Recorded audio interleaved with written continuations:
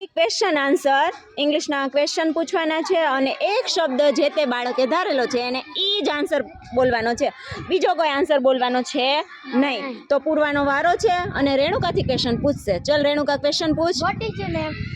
A donkey. A donkey. What is your name? A donkey. ચલો હાર્મી અહીંયા question પૂછ. Who is riding a bicycle? A donkey. A donkey. Who is riding a bicycle? What is English teacher name? A donkey. No. Okay. Next question, Hetshri. What is your favorite activity? A donkey.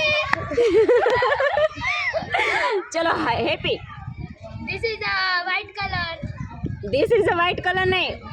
This is a color. What is your favorite color? What is your favorite color? A હા. donkey. Donkey white color નહીં હોય. હા ચલો Navya. What is your class teacher? A donkey. What is name? Who is your class teacher? A donkey. I am not your class teacher. ચલો માહિર. What is your favorite food? What is your favorite food? Donkey.